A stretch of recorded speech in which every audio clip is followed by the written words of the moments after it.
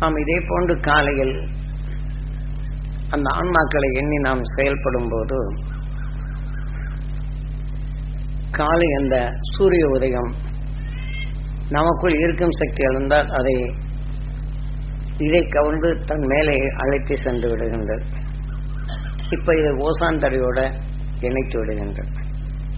இதே போல நாம் சப்தரிஷி மண்டலத்துடன் நாம் தொடர்பு கொண்டு நாம் தியானித்த பின் நம்மளுடன் நம் குடும்பத்தில் வளர்ந்தோரும் சரி, நம்முடன் பழகியோரும் சரி, இந்த உடலை விட்டு பிரிந்து சென்ற ஆன்மாக்களை சப்தரிஷி மண்டலத்துடன் இணைய வேண்டும் என்ற அந்த உணர்வின் சக்தியை நமக்குள் வலுப்பெற்றதனால் சூட்சும சரீரமான இந்த உணர்வுகளை அங்கே செலுத்த முடியும். அங்கே சென்ற பின் அந்த சப்தரிஷி மண்டலங்களின் உணர்வுகள் பட்ட பின் இந்த உடல் பெறும் இலைகள் கரைந்து விடுகின்றது. அப்படி கரைந்த பின் இந்த சூரியனின் நிலைகள் இந்த 6 மணிக்கெல்லாம் அதை கவர்ந்து மேலே அழைத்து செல்லுகின்றது. இது ஓசாந்தரியுடன் இணைத்து விடுகின்றது. பின் அங்கே கரைத்தால்தான் நம் புவிக்குள் வராது. ஏற்கனவே நம்ம உடல்களில் இதே போன்று எத்தனையோ வகையான உணர்வுகள் நமக்குள் பதிவாக்கியுள்ளோம். கோபப்பட்டவரை ஒருவருக்கொருவர் சந்திச்சு சண்டை போட்டவரை பார்த்திருப்போம், நமக்குள் பதிவாயிருக்கும். நோயாய்ப்பட்டவரை பார்த்திருப்போம், நமக்குள் பதிவாயிருக்கும். இதே போல எத்தனை வகையான நிலைகள் நாம் பார்க்கின்றோமோ இவை அனைத்தும் ஓம் நமச்சிவாயம் ஓம் நமச்சிவாயம் என்று நம் உடலாக மாற்றி விடுகின்றது. இருந்தாலும் அவரிலிருந்து வெளிப்பட்ட உணர்வுகள் அனைத்தும் அலைகளாக நம் பூமியில் பரவுகின்றது. இப்ப அவ்வாறு பரவி இருப்பதை நமது உடல்களில் அணுவாக மாறிவிட்டால் அது உணவுக்காக நம் உடல்லே அந்த உணர்ச்சிகளை உண்டும். அப்படி அந்த உணர்ச்சிகளை உந்தினால் நம் முன் இருப்பதை எப்படி செடி கொடிகள் தன் சத்தை கவர்ந்து கொள்ளுகின்றதோ இதே போல நம் உடல் அணுக்கள் அது கவர்ந்தால் நாம் சுவாசிக்க நேருகின்றது. நாம் சுவாசித்தால் அவர்கள் என்னென்ன சங்கடப்பட்டார்களோ எந்த நிலையோ நம்மளை அறியாதபடி நம்ம ஒரு சோர்வடையும் நிலைகள் வரும். அந்த சோர்வடையும் நிலைகள் வந்தால் நம் இரத்த நாணங்களை கலந்து அது உணவாக எடுத்துக்கொள்ளும். இப்படி நம்மை எரியாமலே சில நேரங்களில் பல சிந்தனைகள் இல்லாமலே சிந்தனைகள் வரும்.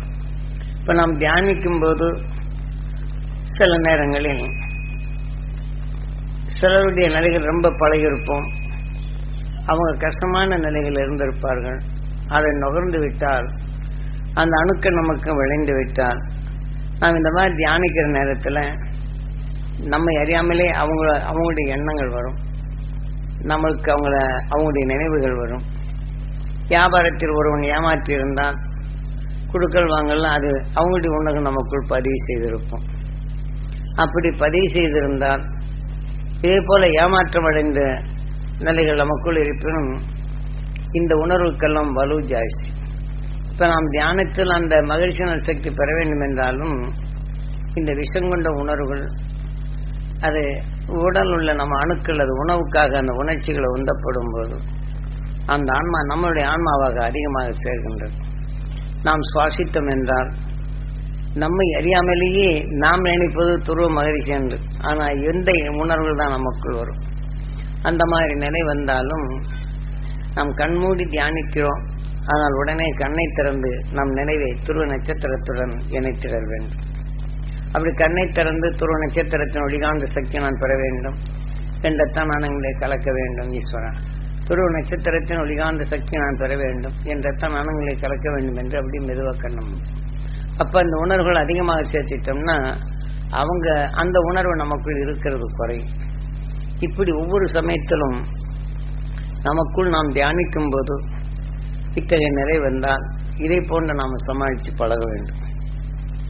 அது அத்தகைய நிலை எழுத்தம் என்றால் நமக்குள் அந்த தீமை விளைவிக்கும் உணர்வுகளுக்கு அது நாம் நுகர்ந்த உணர்வுகள் நம் இரத்த நாணயங்களை கலக்கப்படும் போது இது அதிகரித்து நம் உடல் உள்ள அந்த வெறுப்பு உணர்வுகளை சுவாசிக்கும் அந்த அணுக்களுக்கு நாம் இரத்த நாணயங்களில் துருவ நட்சத்திரத்தின் ஒளிகாந்த சக்தியை கலக்கப்படும் போது அந்த அணுக்களுக்கு உணவு கிடைக்காது. இந்த உணர்வுகள் அதை தடைப்படுத்தும்.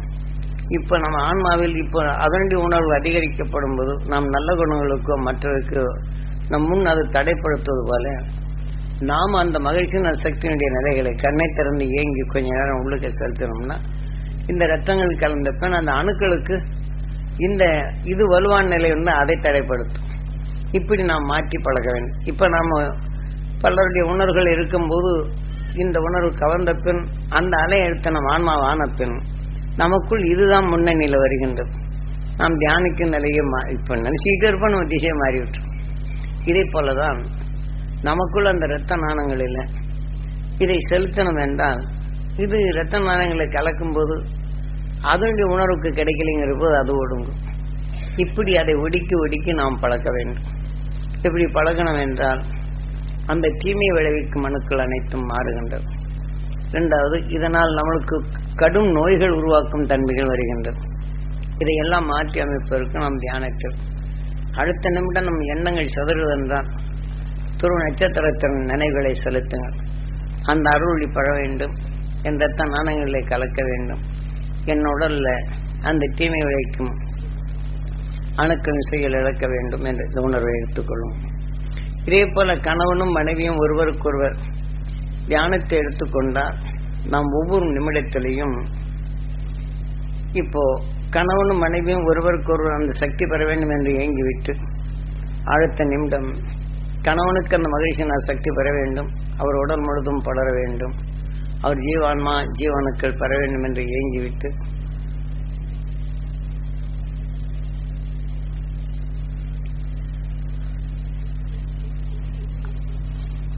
ஏங்கிவிட்டு அவர் உடலில் என்ன நோய்கள் இருக்கின்றதோ துருவ மகிழ்ச்சியின் சக்தி அவர் உடலில் படர்ந்து அவர் உடலில் சர்வ நோய்களும் நீக்கும் அருள் சக்தி அவர் பெற வேண்டும் என்று கணவன் மனைவிக்கு எண்ணுவதும் மனைவி கணவனுக்கு எண்ணி இந்த மாதிரி ஒரு சக்திகளை ஒருவருக்கு ஒருவர் கூட்டி பழக வேண்டும். இதை எத்தகைய நோய் இருந்தாலும் உங்களால் போக்க முடியும். இப்போ கணவனை பார்த்து இந்த மாதிரி ஒரு 10 நிமிஷம் தியானித்து விட்டு துருவ மகிழ்ச்சியின் சக்தியின் கணவருடன் முழுதும் படர வேண்டும். அவர் உடல்ல அந்த சக்கர சத்து நீக்கக்கூடிய அருசக்தி கிடைக்க வேண்டும். அந்த சக்கர சத்து நீங்கி அவர் உடல் நலம் பெற வேண்டும் என்று எண்ணுதல் வேண்டும். இதே போல எத்தகைய நோய் இருந்தாலும் அது நீங்க வேண்டும் என்று ஒரே நினைவுடன் அவர் மேல கண்ணை பார்த்து பாய்ச்சி பழகும். அந்த உணர்வுகள் அவர்கள் நுகர இந்த தீமைகள் நிச்சயம் விலகும். இப்படி தினம் காலையில இதற்கு முன் நாம் அறியாது சேர்ந்த நோய்களை மாற்ற இதை போல நாம் தியானம் துருவ தியானம் இருந்த பின் கணவருக்கு நல்ல நிலை கிடைக்க வேண்டும் என்றும் அந்த நோய் நீங்க வேண்டும் என்றும் மனைவிக்கு அதே மாதிரி அந்த நோய் நீங்கி மகிழ்ச்சி நல்வட்டத்தில் வாழ வேண்டும், அத நல்ல உடல் நலம் பெற வேண்டும் என்று எண்ணுதல் வேண்டும்.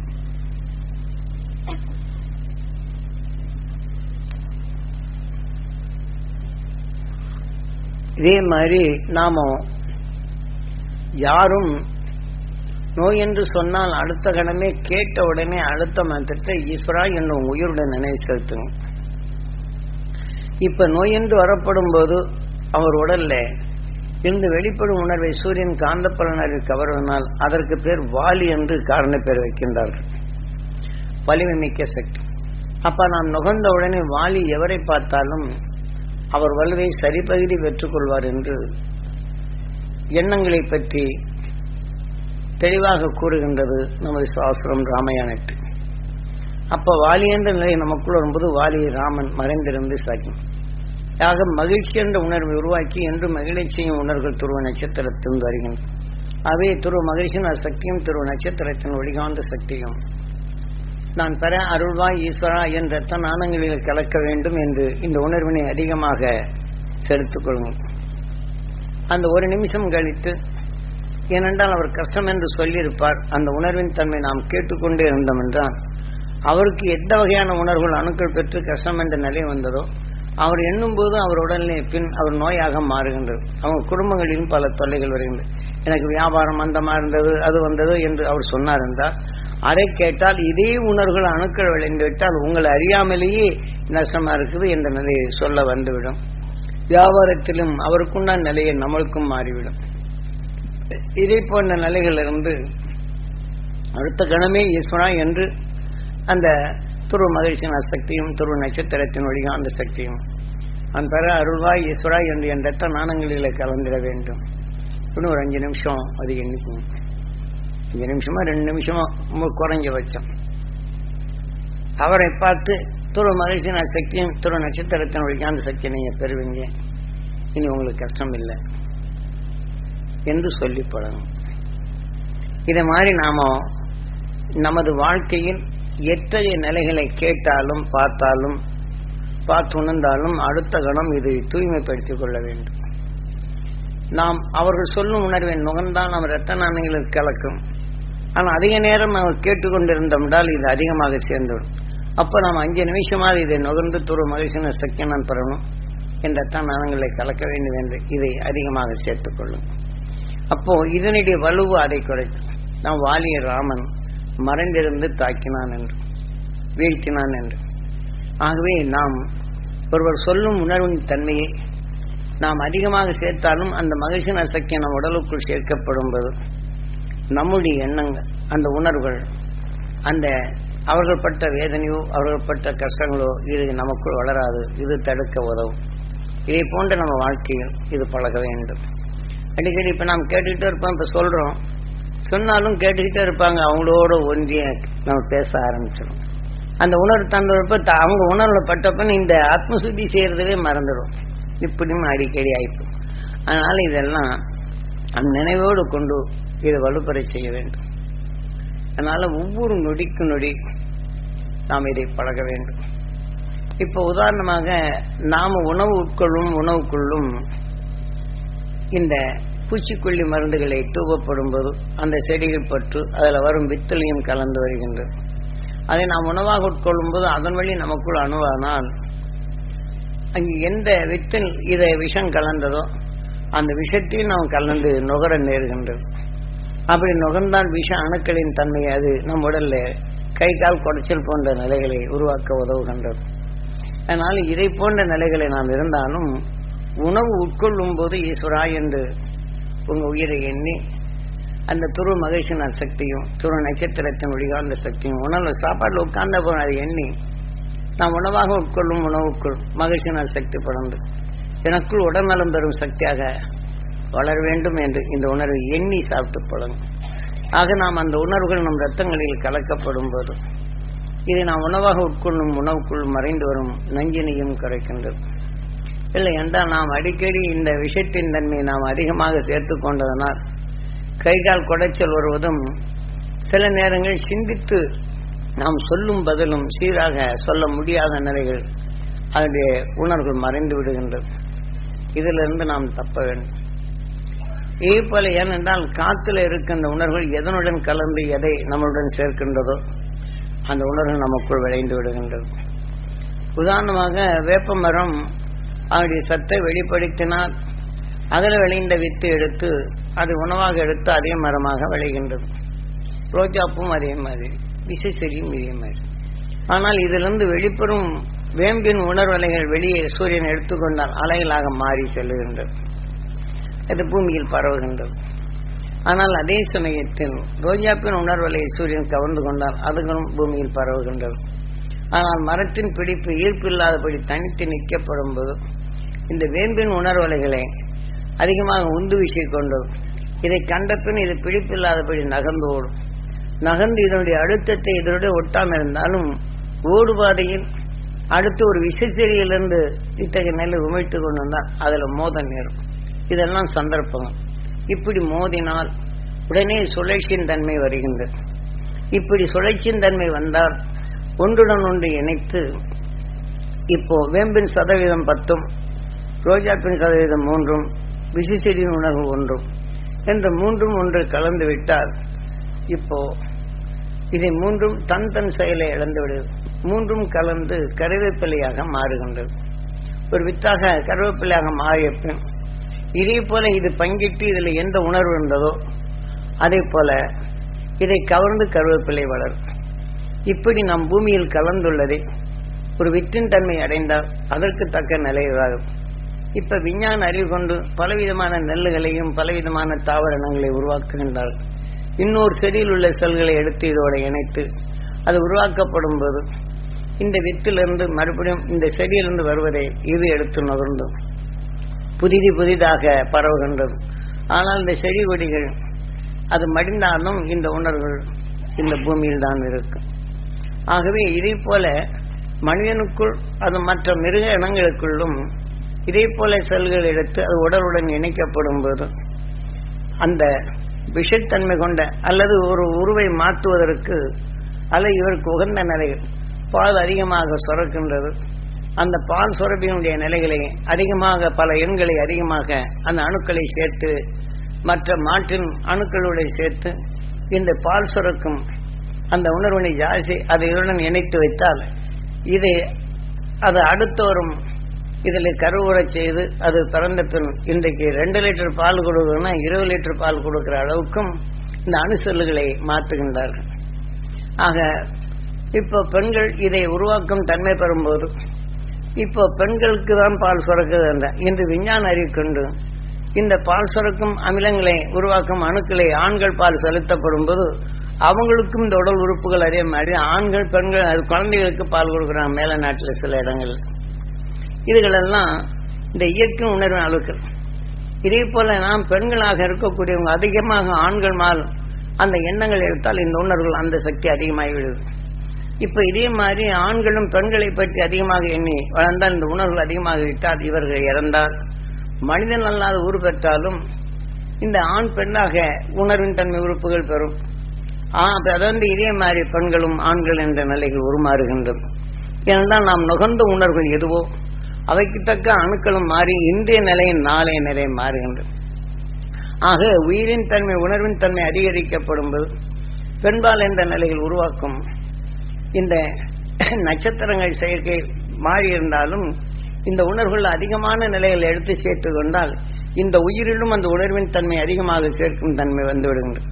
ரேவதி நட்சத்திரம் கார்த்திகை நட்சத்திரம் என்று வந்தாலும் கார்த்திகை நட்சத்திரத்தின் உணர்வுகள் இந்த உயிருடன் ஒன்றிருந்தால் அதிகமாக இருந்தால் ஆண்பால் என்று ஆகின்றது. ரேவதி நட்சத்திரத்தின் தன்மை குறைவாக இருந்தால் இது ஆண்பால் என்ற நிலை வருகின்றது. ஆனால் ரேவதி நட்சத்திரத்தின் உணர்வுகள் அதிகமானால் கார்த்திகை நட்சத்திரத்தின் உணர்வுகள் இதனுடன் இணைந்தால் இதனுடைய நிலைகள் பெண்பால் என்ற நிலை வருகின்றது. இந்த உயிர் அதற்கு தக்க உணர்வின் அணுக்களை இணைத்து அது வளர்கின்றது. இதை போன்று இப்போ விஞ்ஞான அறிவு கொண்டு பெண்பால் என்ற நிலைகள் அதிகமாக சேர்த்து ஆண் என்ற நிலை இல்லாதபடி மாற்றுகின்றனர். இப்போ கோழிகளிலும் எடுத்துக்கொண்டாலும் ஆண் சேர்க்கை இல்லாதபடி முட்டைகளை உருவாக்குகின்றனர். அதே சமயத்தில் இந்த உணர்வின் ஒளி மோதலின் தன்மையை கோழிகளுக்கு உருவாக்கப்பட்டு சதுர சைஸில் முட்டையிட வைக்கின்றார்கள். ஆக உருண்டு போகாமல் அது தன்னை பாதுகாக்கிறதுக்காக வேண்டி விஞ்ஞானிகள் இப்படி செய்கின்றனர். ஆனால் அந்த கோழியின் உணவுகள் செயல்படும் போது சதுர சைஸில் உருவாக்கினார் அது முட்டையிடுவதற்கு முன்னால் நரவேதனைப்படும். இவன் சுகத்துக்காக இத்தகைய நிலையை செய்யும் போது இந்த நிலை அடைந்து விடுகின்றது. இதை போன்றுதான் இந்த உலகின் நிலையில் நாம் நுகரும் உணர்வுகளை நம் உயிர் மாற்றிக்கொண்டே இருக்கும். ஆக நாம் இந்த வாழ்க்கையில் நாம் வேதனை இல்லாதபடி நாம் அடிக்கடி வேதனைப்படுவோரை நுகர்ந்தால் அந்த வேதனை உருவாக்கும் அணுக்கள் நமக்குள் வந்து விடுகின்றது.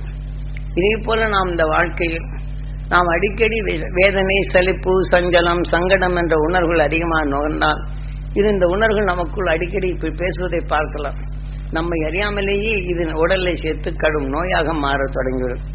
ஆக இந்த வேதனை என்ற உணர்வுகள் அதிகமாக சேர்க்க நேர்ந்தால் நாம் சுகமிக்க பலாரம் செய்வதையும் எடுத்து சரியாக செய்ய முடியாது. ஒரு பயிரினங்களை நாம் உற்று பார்த்தாலும் அந்த பயிரினங்களும் வாடிவிடும். நம் உடல் வாடுவது போல நம்முடைய உணர்வுகள், ஏனென்றால் பயிரினங்கள் அது உணர்வுகளை நாம் உணவாக உட்கொண்டவர்கள். நம்முடைய பார்வை அது பற்ற பின் அந்த பயிரினங்களும் சீராக வருவதில்லை. இதை போன்ற நிலைகளை நமக்குள் உருவாக்கி கொண்டிருக்கும் இந்த நிலையிலிருந்து நாம் எதை நுகர்கின்றோமோ அது அணுவாகின்றது. அது அணுவாக்கிட்டால் அதையே நுகரும் திறனாக நமக்குள் மாற்றிவிடுகின்றது. அதான் நாம் இப்படி நாம் கேட்பதும் பார்ப்பதும் அனைத்தையும் நம்ம உயிர் ஓம் நமச்சிவாய ஓம் நமச்சிவாய ஓம் நமச்சிவாய என்று நம் உடலாகவே மாற்றிக்கொண்டுள்ளது. இதை போன்ற நிலைகளெல்லாம் இருந்து நாம் விடுபடுதல் வேண்டும். இந்த விஷத்தன்மை அதிகமாக கூடி கூடி நம் உடலுக்கு கடும் நோயாக பரவும் நிலை வரும்போது மனிதனே அல்லாத உருவரும் தன்மைகளும் மாறிக்கொண்டே வருகின்றது. இதை போன்ற நிலைகளெல்லாம் இருந்து நாம் தப்புதல் வேண்டும். இந்த காலத்துறை ஏலத்தை சீராக பயன்படுத்தி நாம் ஒவ்வொருவரும் ஒரு கூட்டமைப்பாக அந்த மகிழ்ச்சியின் சக்தி நாம் தியானத்தில் அனைவரும் பெற வேண்டும் என்று இந்த உணர்வினை அதிகமாக சேர்க்க வேண்டும். நாம் அனைவரும் 1000 பேர் இருக்கிறோம் என்றால் இந்த உணர்வு வெளியலைகளை கேட்கும்போது செவிகளில் படுகின்றது. நாம் இணைந்த அந்த மகிழ்ச்சியின் சக்தி நாம் அனைவருக்கு நம் தியானவடி அன்பர்களுக்கு கிடைக்க வேண்டும் என்று எண்ணுகின்றோம். நம்முடன் நெருங்கி இருப்பதனால் இந்த உணர்வுகள் அங்கே சீராக்கி அந்த உணர்வின் அணுக்கள் விளையத்திடும் போது இதே உணர்வுகள் நமக்குள் அந்த நன்மை பயக்கும் நிலையை வருகின்றது. ஆகவே நாம் ஒருவரும் இந்த கூட்டு தியானத்தை அதிகமாக சேர்ப்பதும் வீட்டில் குடும்ப தியானங்களை கூட்டு தியானங்களாக ஒரு வாரத்தில் ஒரு நாளாவது செய்து பழகும். ஆனால் இந்த துருவ தியானம் நீங்கள் எந்த நிலையில் இருந்தாலும் நீங்கள் எழுத்துதான் பழக வேண்டும். அந்த துருவ தியானத்தை செய்தால்தான் உங்களுக்கு இந்த வலுவே கிடைக்கும். காலையில் 5லிருந்து 6க்குள் நீங்கள் இதை ஒரு 5 நிமிஷம் 4 மணிக்கெல்லாம் எந்திரிக்கிறது கொஞ்சம் சிரமம்தான். அப்படி 4 மணிக்கு உங்களுக்கு முழிப்பு வரும். வந்த உடனே உங்கள் நினைவை துருவ நட்சத்திரத்தோடு இணைங்க. அந்த அருள் சக்தி என் ரத்த நாணங்களை கலக்க வேண்டும். துருவ மகிழ்ச்சியின் சக்தி என் ரத்த நாணங்களை கலக்க வேண்டும் என்று எண்ணுங்க. அந்த உணர்வு உங்கள் ரத்த நாணங்களை சேரும். இப்படி 5 நிமிஷம் எண்ணிக்கிட்டே இருந்தால் உங்களை அறியாமலே மறுபடியும் தூக்கம் வரும். தன்னாலே அந்த கண்ணை இழைத்து முடிச்சு அந்த சுவாசத்தில் உங்களை இருக்கச்சு. அப்புறம் எந்திரிச்சிங்கன்னா கொஞ்சம் உடம்பு வெடுக்குன்னே இருக்கும். ஆனால் இதே போல உங்கள் உணர்வுகளை கண் விழிக்கும் போது காலை எழுந்திரிச்சவுடனே அந்த துருவ மகிழ்ச்சியுடன் துருவ நட்சத்திரத்துடன் தொடர்கொள்ளும். அந்த உணர்வு பெற வேண்டும், என் உடலில் பெற வேண்டும். ஏன்னா எண்ணிய போது உங்களுக்கு கிடைக்க செய்வதற்கு உங்களுக்குள் பதிவாக்கிறது. இது துணையாக வைத்து நீங்கள் இந்த சக்தியை நீங்கள் பெறுதல் வேண்டும்.